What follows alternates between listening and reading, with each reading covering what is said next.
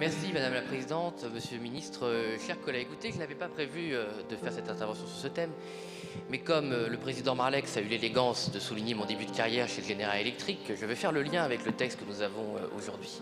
Je remercie d'ailleurs dans son inélégance d'avoir confirmé ce que j'ai toujours dit, à savoir que le démantèlement d'Alstom a effectivement commencé quand je me retrouvais chez General Electric avant 2012 et pas après. Tous ceux qui ont essayé de me faire passer pour un fou depuis des années en disant que ça avait commencé après mon départ en auront pour leur argent.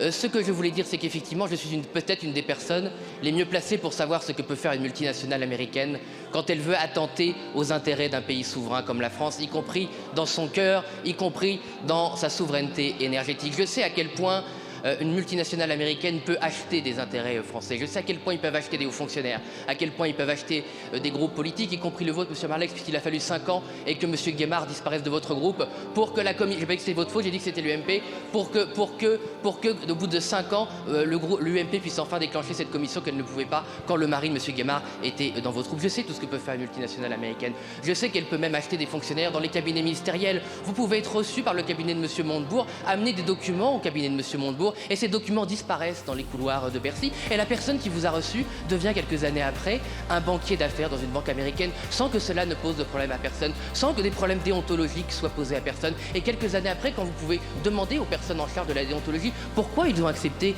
que cette personne qui était en charge de la défense d'Alstom soit nommée dans une banque américaine qui a gagné de l'argent sur le démantèlement d'Alstom, on vous dit que tout était normal, que tout ça est du passé, qu'on ne va pas quand même revenir sur le passé, qu'on ne va quand même pas laver le linge sale de la France devant les Français. Et bien moi je laverai toujours le linge sale de la France et des élites françaises devant les Français, car ils méritent la vérité. Et peut-être qu'un jour nous aurons la vérité d'Alstom. Peut-être qu'un jour le parquet national financier pourra établir si oui ou non M. Macron a été un agent des États-Unis pour vendre Alstom, a été un agent pour litiger sa technique à la fin. Peut-être qu'on le saura, peut-être qu'on le saura.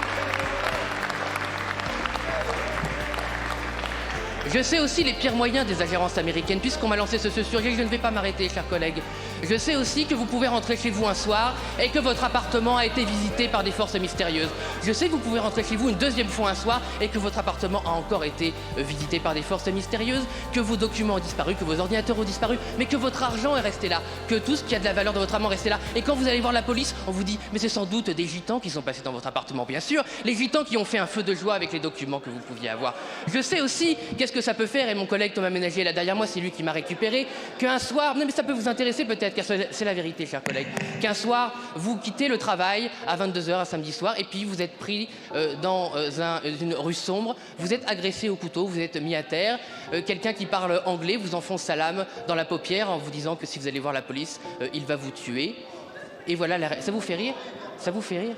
C'est ce qui m'est arrivé.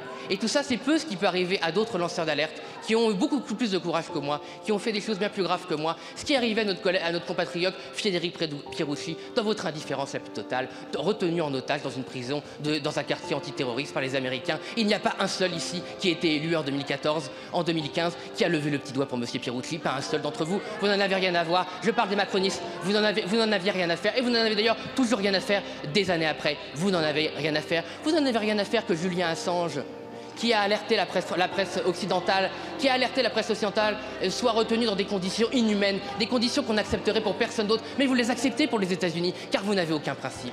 Vous passez votre temps à parler des ingérences étrangères, vous vous fichez bien du pouvoir du Qatar, vous vous fichez bien du pouvoir de l'Arabie Saoudite. Oui, bien sûr, la Russie est un régime autoritaire, mais qu'est-ce que le régime saoudien? Un régime qui condamne à mort en crucifiant les gens et leur coupant la tête. Vous trouvez ça formidable? Vous trouvez que ça mérite de faire un selfie avec le prince dirigeant de l'Arabie Saoudite? C'est ça vos principes? Vous n'en avez aucun.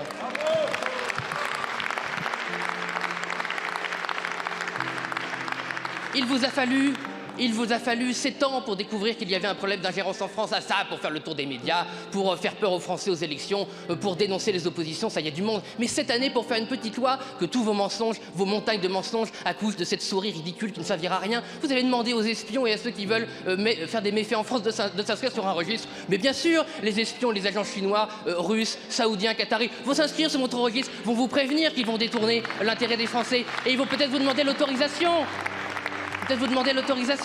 Quel dispositif très efficace? Deuxième dispositif efficace, un rapport tous les 2 ans. Ça nous fera une belle jambe de savoir effectivement que les États-Unis, enfin ça on ne saura peut-être pas, parce que vous ne dites pas, que le Qatar, la Russie, le Maroc et toutes les puissances qui veulent faire leur marché en France nous espionnent. Nous ne sommes pas au courant. Il faudra bien un rapport de plus pour le prouver. Bref, tout ce que vous voulez faire pour lutter contre la dérange ne servira à rien. Vous ne voulez pas lutter contre la corruption, vous ne voulez pas lutter contre la pourriture, parce que la pourriture est au cœur de votre système. Merci.